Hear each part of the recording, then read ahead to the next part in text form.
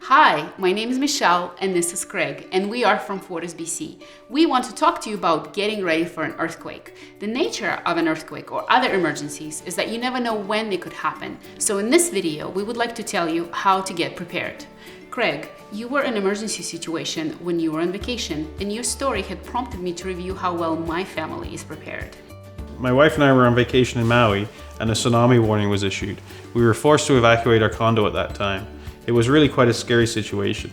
That's why now I try to be prepared for all kinds of emergency situations. We'd like to take the opportunity not only to put our own kit together, but also to show you guys how to do it as well.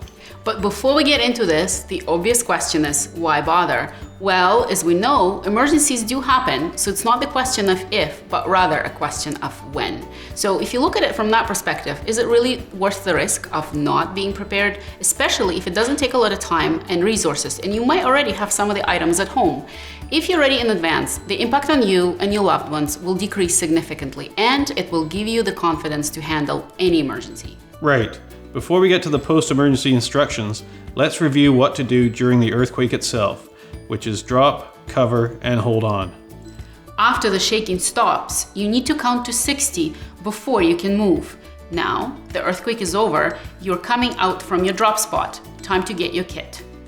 Craig, we have few items here needed to put a basic emergency kit together. Let's go over them. First things first, you need to make sure that you can sustain your family for at least 72 hours. The most obvious thing to add to your kit is water, 4 liters per person per day. To feed your family, stock up on non-perishable and canned items. Make sure to pack a can opener. And remember, if you have pets, they will need food and water too. A first aid kit is a must, and if someone in your family has specific medical concerns, then you need to stock up the meds accordingly. You will also want to think about communication items. You should have a hand crank radio, a whistle, and a spare cell phone with charger. You will also need the means of heat and light, a small camp stove with fuel, a hand crank flashlight, or if you choose to go the battery powered route, make sure you have extra batteries. Personal hygiene items, TP, hand sanitizers and wipes, toothbrushes and toothpaste, paper towels, diapers if needed. Don't forget to pack a spare set of clothes and footwear for every family member, as well as a fleece blanket or a sleeping bag. And finally, you want to make sure you have cash in your kit. You won't be able to rely on credit cards or debit cards. Make copies of all important documents for your family, like home insurance and passports. Next, we're going to talk about the importance of having a plan put together for your family. This is equally as important as having a kit put together. It's about being prepared ahead of time so you don't have to worry during the actual emergency. There are 3 scenarios you may want to consider. First, what should you do if your family is at home? Listen to the radio to get information from the local authorities. Review ahead of time where your water shutoff is and know the location of the electric panel. Do not turn off gas unless you hear or smell gas. For further information on gas safety during an earthquake, check out the links at the end of the video. Let's think of another possible scenario. What will you do if your family is separated? How will you contact each other? Where will you meet? You'll need to pre-plan an alternative means of pickup in case your children are at school and you are not able to get to them. Finally, consider what to do if your family has to evacuate. What's the safest way out? Where will you go? To really prepare your family, you should have open discussions with them and run a practice drill. Make it fun for the kids. This will build their confidence and help them to keep calm in an emergency.